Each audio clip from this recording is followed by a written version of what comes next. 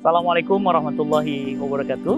Sahabat cinta Quran, saya mengajak sahabat semuanya untuk berkontribusi di program Syiar Quran yang di dalamnya ada program membebaskan buta aksara Quran, program mencetak 1 juta dai Quran, dan beasiswa untuk para penghafal Quran, dan juga program sosial dan kemanusiaan.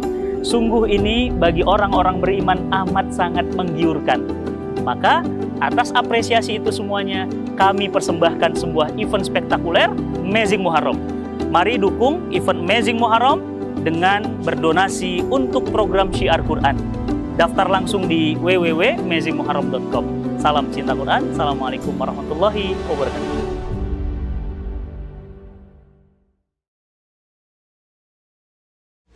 Al-Quran itu Allah melaknat Yahudi, ya kan? Itu yang dilaknat itu adalah Yahudi yang mengkhianati, Yahudi yang mengkhianati Musa, Yahudi yang mengkhianati Moses, bukan Yahudi yang ikut Moses. Ngerti nggak? Karena apa? Karena Yahudi, kalau ditanya apakah Yahudi ada yang baik? Ada. Ya Yahudi yang setia sama Musa, Yahudi yang setia sama Moses. Karena apa? Yahudi yang setia sama Moses itu akhirnya mereka punya keturunan lain. Nabi Ilyasa, Nabi Daud, itu kan keluar. Sulaiman, artinya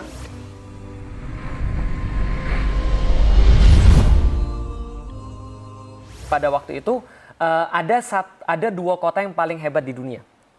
Karena Persia sudah turun, maka 2 kota terhebat di dunia itu namanya Konstantinopel dan satu lagi adalah Roma.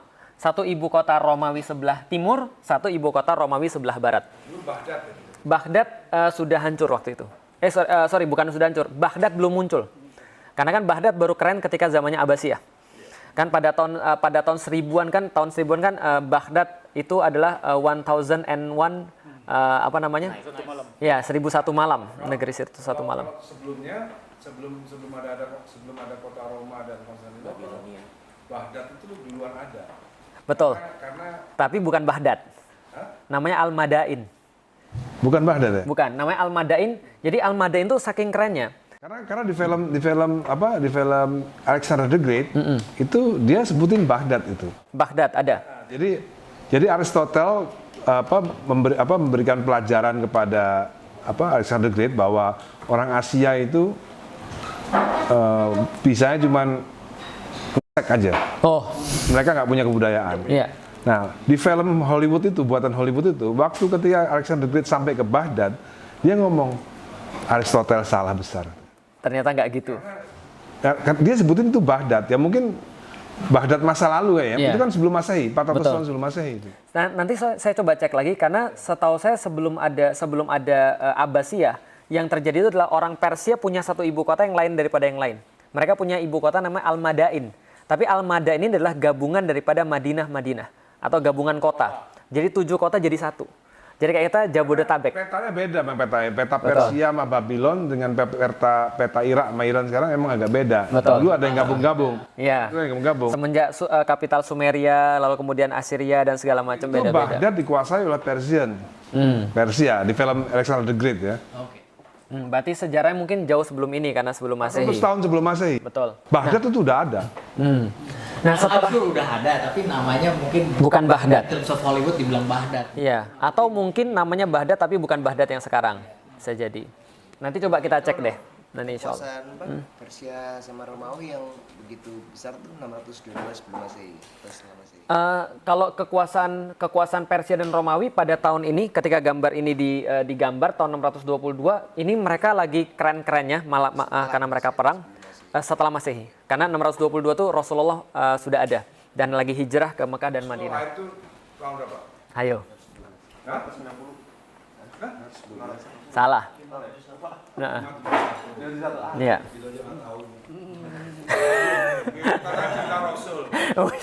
Langsung sombong. Where we pick a point yang tadi mengenai Baghdad namanya apa? Harus ada tugas. Iya, tugasnya Al. Coba research. Baghdad dari tahun berapa? Nanti dia researchnya nonton film Alexander the Great. Oh, sama aja berarti. Researchnya dari berbagai Ya, dari sumber.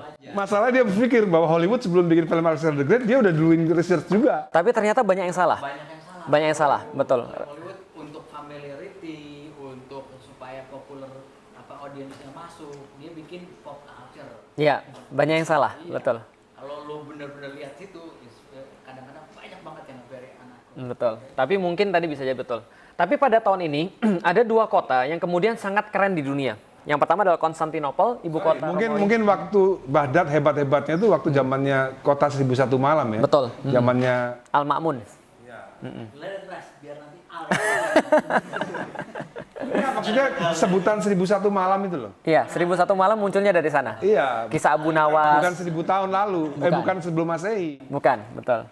Kisahnya pada tahun 1000-an Abbasiyah itu sudah sangat keren sekali. Makanya muncul Abu Nawas dan segala Kenapa macam. 1001 tuh harus bikin riset kamu dulu. Kenapa nggak 1000 doang? Iya, Kenapa nggak 1002 gitu? Betul. Kenapa harus 1001? Itu nanti ada risetnya. that's your job. Mau saya kasih tahu jawabannya. Mau saya kasih tahu jawabannya. Jawabannya adalah orang-orang Timur Tengah dan sekitarnya itu dulu melambangkan sesuatu yang paling tinggi dengan kata-kata alfin. 1000. Min alfi syahrin, alfin 1000. Nah, maka nah, nggak ada. Alfin sudah paling maksimal. Maka contoh kayak kebudayaan orang Cina, 4 itu sial karena identik dengan mati. Tapi kalau orang-orang Timur Tengah dan sekitarnya, mereka mengenal alfin itu sudah paling tinggi. Jadi contoh nih, kamu punya kurma berapa banyak? Alfin, pokoknya 1000. Nah, pokoknya banyak.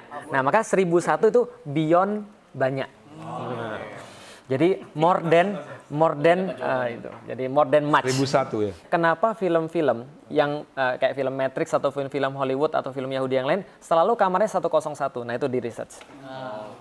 Saya sudah punya jawabannya. Kenapa selalu 101 nama kamarnya? 101 Dalmatian, 101 ketika kamar dan segala macam. Kenapa mereka harus pakai 101? Itu ada simbolik yang sangat kuat sekali. Nah, itu PR. Let it rest. Oke, jadi saya lanjut lagi ya. Nah, jadi ini Konstantinopel adalah ibu kotanya Romawi Timur. Sedangkan Roma itu adalah ibu kotanya Romawi sebelah barat. Tadi yang sudah saya ceritain kalau di sini adalah Holy Roman Emperor. Roma Timur ini namanya Bizantium.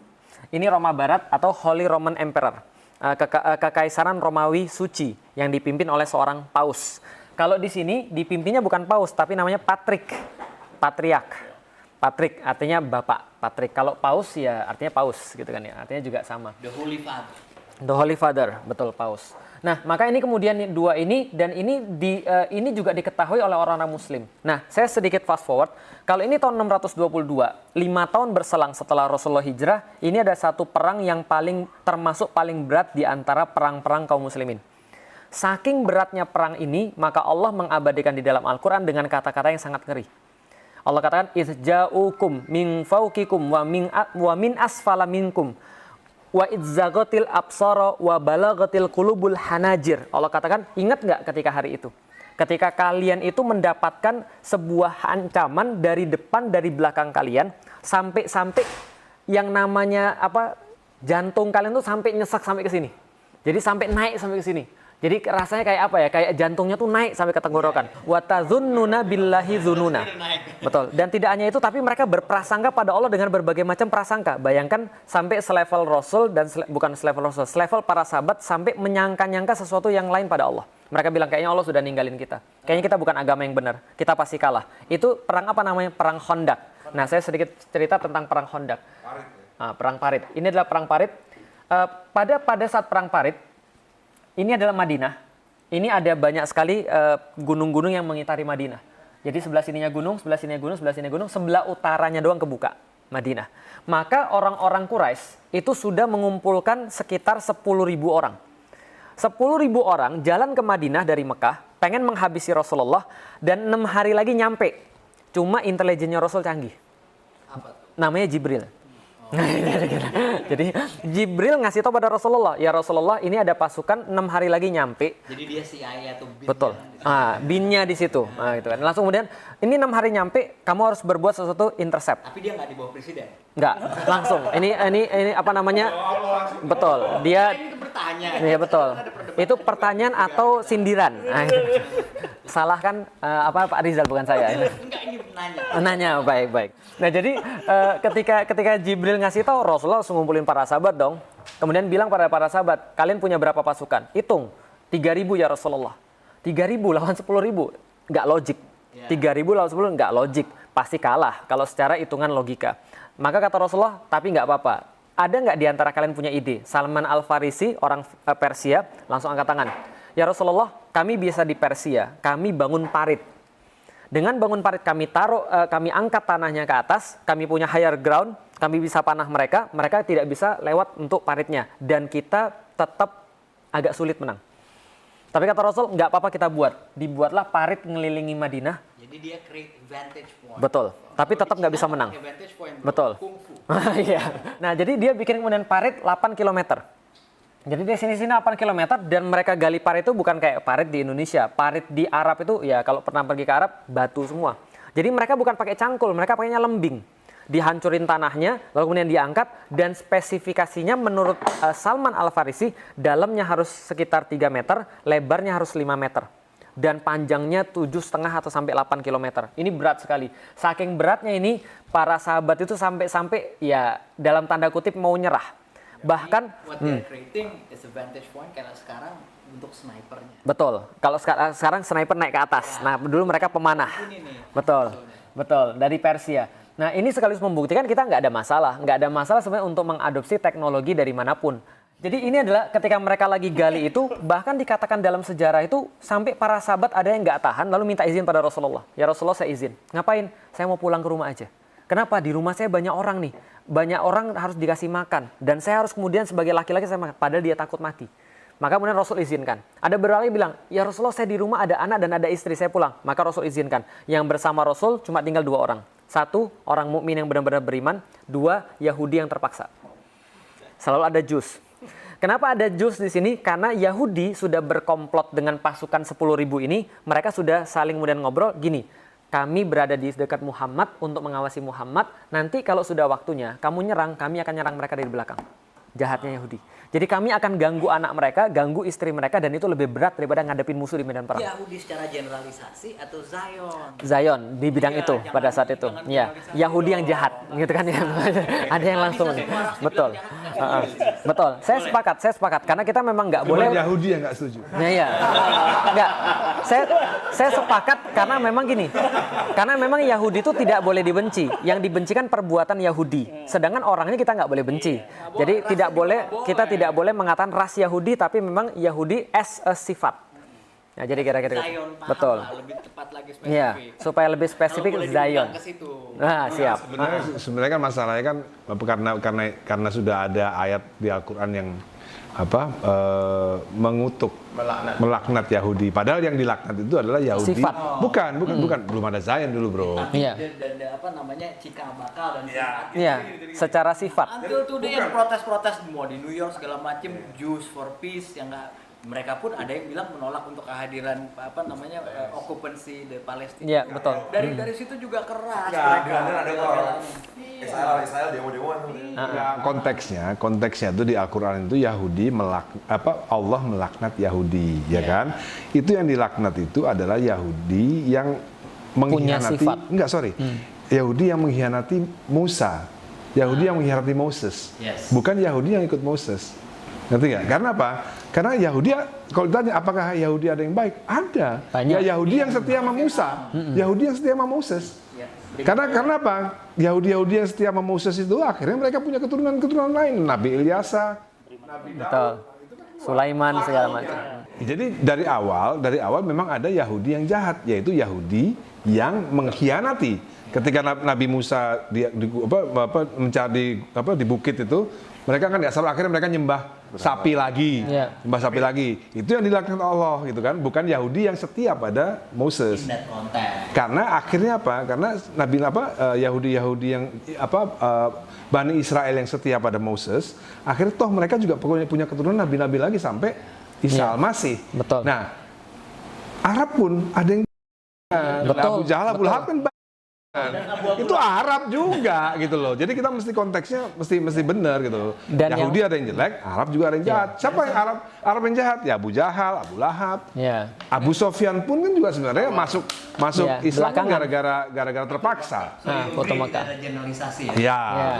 Betul. Tidak boleh generalisasi. Karena saya selalu menyampaikan yang paling mudah adalah dalilnya istri Rasul Sofia orang Yahudi.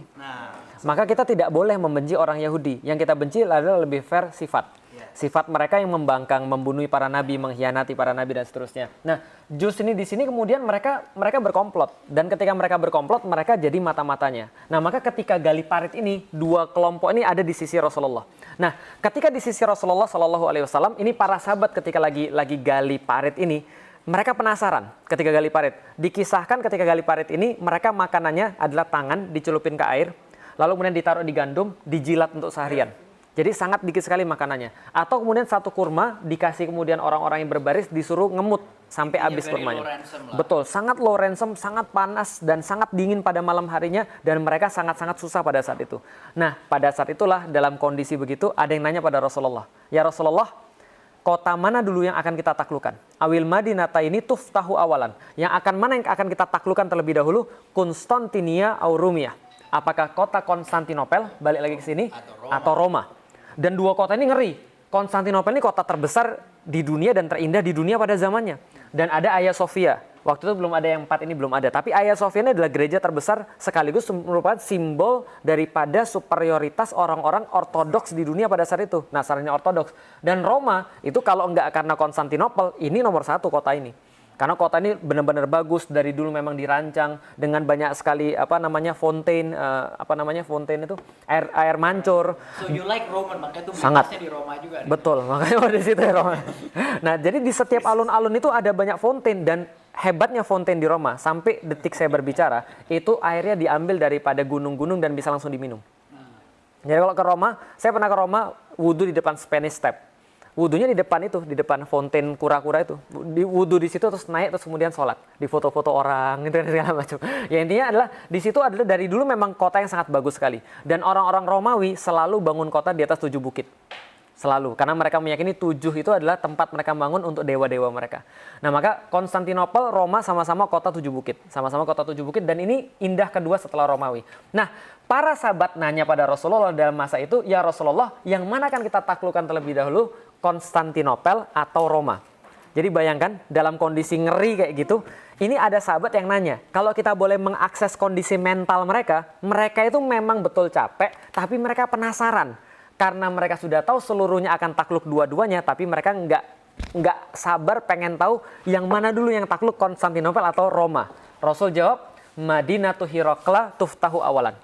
Yang akan kalian taklukkan terlebih dahulu, wahai kaum muslimin, adalah kotanya Heraklius. Itu Yahudi langsung bilang ini. Dalam sirah diceritakan, Muhammad gila. Karena Muhammad bicara tentang sesuatu yang nggak mungkin terjadi. Betul, gila. Makanya buku saya judulnya Beyond the Inspiration.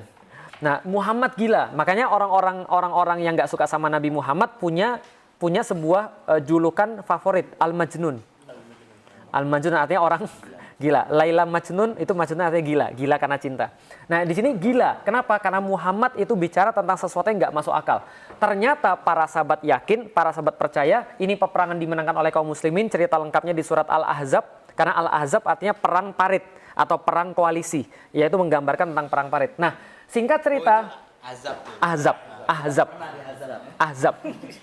Kalau azab beda lagi. Itu sinetron Hidayah, azab, gitu kan, azab kubur. Kali Ahzab artinya jamak daripada plural daripada hizb. Hizb itu singular, Ahzab itu adalah hizb atau banyak partai. Jadi Ahzab. Jadi kalau sekarang koalisi. Nah,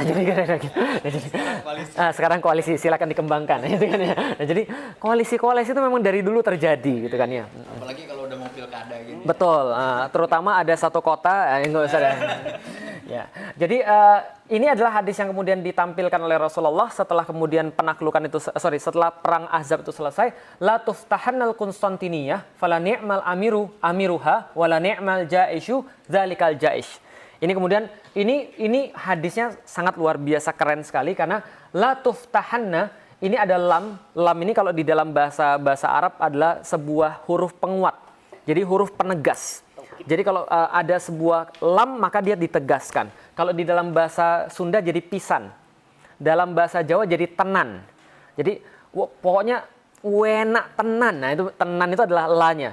Kalau orang Jawa juga kalau menekankan sesuatu yang enak itu di tengahnya dikasih huruf W. Enak, bukan enak aja. Watos. Nah, itu jadi itu ada beberapa penegasan. La satu penegasan, tuftahanna. nunnya double itu juga penegasan. Dan ini adalah fi'il mudhari. Fi'il mudhari pasif. Latuf tahanna. Para ulama-ulama yang belajar bahasa sepakat kalau seandainya fi'il mudhari dikasih penegasan 2 kali, itu penegasan jadi 3 kali. Jadi kalian pasti akan menaklukkan Konstantinopel pisan, kira-kira gitu. Banget. Jadi kalian pasti akan kota Konstantinopel 3 kali penegasan. Jadi kalau agen properti bilang location. Betul. Kalau orang Cina 7 kali. Location 7 kali. Baru itu laku. Betul. Latuf tahannal Konstantinia, kota Konstantinopel akan dibebaskan. Oleh siapa? Dalam hadis yang lain, ala yadi rojulin. Oleh tangan seorang pemuda. Tapi dalam hadis ini, akan dibebaskan oleh seseorang, sebaik-baik pemimpin adalah dia. Sebaik-baik pasukan adalah dia. Coba bayangin. Kalau Rasul sudah ngomong kayak gitu, itu para sahabat berebut nggak? Berebut, pengen jadi pembebas Konstantinopel. Dan semuanya senang sekali, walaupun mereka nggak melihat di depan mata. Walaupun kondisi sangat nggak mungkin pada saat itu. Sebenarnya itu hipnoterapi. Betul. Itu adalah sebuah penanaman visi. Jadi anchoring. Jadi di situ dikatakan ini pelajaran bagi kita ya. Ketika anak-anak kita atau kapanpun antum dalam keadaan sulit, kita tuh bukan perlu bantuan sebenarnya. Yang kita perlu adalah di sini dulu. Kalau sini sudah beres, semuanya nyusul. Mindset. Kalau kata Sun Tzu, kalau sana ada 3 hal ketika kita lagi perang, makanan, harapan, sama senjata. Pertama kali harus diserahkan apa? Senjata serahkan ke orang, nggak apa-apa. Selama kita masih bisa makan, kita masih bisa buat senjata. Tapi kalau sana ada senjata sama harapan, yang mana duluan, maka serahkan makanan. Karena kita bisa nggak makan dan kita bisa menang selama kita masih punya harapan. Tapi kalau kita sudah nggak punya harapan dan kita punya senjata dan kita punya makanan, kita bakal kemudian defect kepada orang lain. Kita bakal kemudian mengkhianati kemudian apa yang kita yakini. Maka yang Rasul tanamkan itu bukan kalian nanti akan dibantu, kalian tenang aja, nanti akan ada makanan datang. Enggak, Rasul katakan kalian itu adalah sesuatu yang lebih tinggi daripada semua ini. As long as your mind tidak dijajah, you own your Betul. mind, nobody will. Betul. Asal kita berdaulat terhadap pemikiran kita sendiri, nggak ada satu yang bisa nyakitin kita. Tapi kan sekarang kita dengan pop culture dari mana-mana kan, the American influence kita Betul. juga dijajahin. Betul, Kan? sangat. Jadi Karena kan kita ada rasa mindernya. karena sejarahnya dicabut, dimasukin sejarah lain dan kita direndahkan secara pemikiran. Maka kebangkitan pertama kali harusnya kebangkitan pemikiran dan Rasul melakukan itu. Jadi yang Rasul tanamkan pertama adalah visi. Jadi sebuah semacam kayak zaman sekarang ya, mungkin hipnotis. Tapi kalau bahasa kitanya adalah Rasul menanamkan bisyarah tadi, bahwasanya kalian tuh jadi kalau cuma kayak ini kecil karena kalian tuh dijanjikan sesuatu yang besar. Kayak kita sekarang deh. Kita bilang bahwa kita susah. Kalau kita bandingannya dengan diri kita sendiri. Tapi coba kalau kita bandingkan dengan orang-orang Palestina, mendadak kita jadi semangat. Gue baru gini doang, gitu kan ya. Mereka nanti gue untuk kemudian dibebaskan. Berarti gue nggak boleh lemas. Kalau kita senantiasa punya tujuan yang lebih jauh, contoh tujuan kita 300 km, dan kita baru sampai 10 kilo, berarti kita masih merasa jauh. Tapi kalau tujuan kita cuma 5 km, gitu kan ya, kita udah merasa, ya sudah selesai. Tadi kalau bahasanya ayah, hidup tidak ada titiknya, tapi selalu koma. Karena kita bidik sesuatu yang besar. Rasulullah bidik sesuatu yang besar. Maka para sahabat itu semuanya besar semua. Abu Ayyub Al-Ansari pada tahun 674 itu kemudian mencoba menaklukkan Konstantinopel. Jadi ceritanya kita sudah tahu Ali lalu kemudian kepada Muawiyah. Ali ke Hasan, Hasan ke Muawiyah. Muawiyah selesai, Muawiyah mulai sistem yaitu kepada anaknya diwariskan. Namanya Yazid bin Muawiyah. Yazid bin Muawiyah pengen pergi ke Konstantinopel, pengen jadi panglima terbaik. Maka dia buat pengumuman, siapa yang mau pergi ke Konstantinopel, ayo daftar. Kita pergi berjihad ke Konstantinopel. Maka kemudian semuanya daftar termasuk Abu Ayyub Al-Ansari. Dan Abu Ayyub ini kakek-kakek usia 80 tahun pada saat itu. Ketika kakek-kakek ini usia 80 tahun pada saat itu, dia bilang, saya mau ikut Yazid. Yazid bilang, jangan Pak, Bapak sudah tua, 80 tahun. Enggak, saya mau ikut. Jangan Pak, biar kami aja. Lalu kemudian Abu Ayyub mengeluarkan privilege-nya. Apa? Saya veteran Perang Badar. Kalau sudah ngomong gitu, sudah nggak bisa lagi. Karena kalau sudah ngomong saya veteran Perang Badar, itu nggak ada bintang yang menggantikan veteran Perang Badar. Jadi kalau sudah pasang di sini, veteran Perang Badar. Kayak Vito-nya. Betul. Alumni Perang Badar, itu sudah selesai. Alumni Perang Vietnam lah. Nah, jadi kira-kira gitu. Nah, pokoknya langsung di veto, dia diajak. Setelah diajak, kemudian di tengah jalan Abu Ayyub Al-Ansari ini merasa kemudian ya sekarat. Setelah sekarat, dia pesan pada saudara-saudaranya, kalau saya mati, Yazid, saya jangan dikuburkan dimanapun, saya tolong dibawa dengan kuda yang paling cepat. kuda yang paling kuat, sampaikan pada tempat yang paling dekat dengan Konstantinopel supaya saya bisa merealisasikan janji saya pada Rasulullah. Janji apa, Pak? Dia bilang, Rasul itu dulu adalah orang yang sangat berarti bagiku. Karena Abu Ayyub Al-Ansori ini ketika Rasulullah kemudian pergi ke hijrah ke Madinah, maka Rasulullah tinggal di rumah Abu Ayyub 7 bulan. Bayangkan, 7 bulan. Masjid Nabawi rumah Abu Ayyub kan? Bukan, ada tanah lagi yang lain. Karena betul ngekos karena ada kemudian tanah yang baru diambil untuk jadi Masjid Nabawi. Tanah milik 2 anak yatim, kemudian jadi Masjid Nabawi di situ. Lalu kemudian selama Masjid Nabawi dibangun 7 bulan Rasulullah ngekos di rumah Abu Ayyub. Untanya berhenti di depan rumahnya ya? Di depan tanah.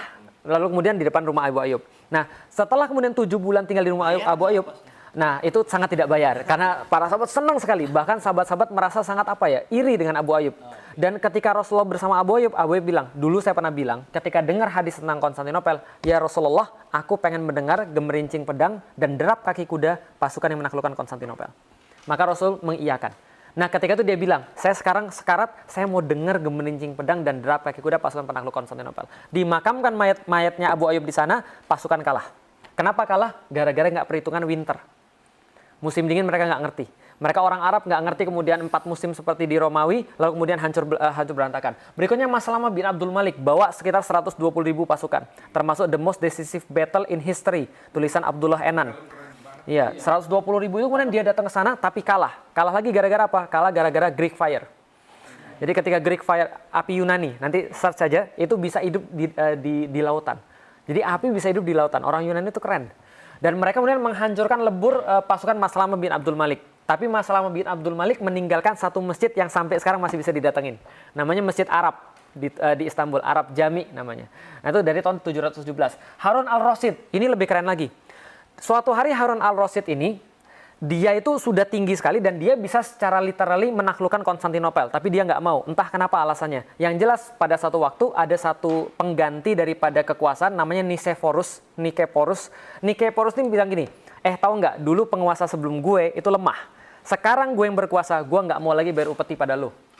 Apa kata kemudian Harun al-Rasyid dalam kemudian suratnya kepada Nikephorus yang masih ada sampai sekarang, dia bilang gini, surat dari Harun al-Rasyid kepada Nikephorus anjing Romawi. Kamu tidak akan membaca balasan saya, kamu akan melihat apa yang saya lakukan. Nikephorus itu nakfur kan? Iya, nakfur. Lalu kemudian dikepung, lalu kemudian langsung bayar upeti lagi. Jadi saya cuma ingin mengatakan bahwa itu segitunya Romawi di anjing-anjingin. betul. Dan itu yang pengen kita katakan bukan anjing-anjingnya, bukan. Iya. Ingin saya katakan anjing tapi nggak boleh. Nah, iya. Dan saya jadi mikir jangan-jangan Mas Ahmad Dhani ngelihat itu gitu kan ya, betul. Saya pengen bilang aja. Terus harus dijelaskan sama Smart Dul. Dul Islam tuh nggak boleh ngomong gitu. Iya. Jadi gini. Yang pengen saya jelasin tadi dan dengan kata-kata ini, pada satu masa Islam tuh punya satu kedikdayaan yang sangat tinggi. Sehingga kedikdayaan itu bisa diwakili dengan kata-kata. Karena kan tadi sudah saya sampaikan pada Dul, setiap kata-kata tuh punya mantra. Dan untuk menunjukkan kedikdayaan seseorang atas seseorang yang lain, kadang-kadang kita harus pakai kata-kata yang mewakili, walaupun terkesan kasar. Contoh misalnya, Imam Syafi'i itu ketika pertama kali berdiskusi dengan orang pandir, orang yang bodoh, setelah itu dia nyesel. Setelah dia nyesel, dia beristighfar. Kenapa dia bisa? Saya sudah ceritain kemarin, karena kita nggak mungkin menang lawan orang bodoh. Nggak mungkin menang, kan sudah kita bilang dosa boleh. Kenapa? Iya. Dosa masih boleh, bodoh nggak boleh. Maka debat sama orang berdosa boleh, debat sama orang bodoh nggak boleh, karena nggak bakal menang. Setelah kemudian Imam Syafi'i bertaubat dengan itu, dia nulis jawaban bagi orang-orang yang pandir adalah diam, karena diam adalah sebuah jawaban, karena tidak pantas bagi singa untuk melayani ekor anjing. Saya baca Al-Ghazali, if I may remember. Ya, Imam Syafi'i itu ada diwannya. Al-Ghazali mirip yang kayak gitu lagi. Berarti dia mungkin niru. Do Mungkin. not do not engage a conversation or a discussion with the ignorance and the stupid. Ya. Because you only created conflict and hatred to yourself. Betul. Mungkin dia mengembangkan dari Imam Syafi'i. Nah, dari artinya, Al-Ghazi belum tahu. Nah, jadi artinya kalau kita bicara tentang tadi, itu adalah pernyataan sebuah ketinggian. Kadang-kadang ketinggian itu diperlukan untuk menghadapi beberapa orang. Karena Rasulullah juga pernah melakukan beberapa hal yang mirip. Dari suratnya dan segala macamnya.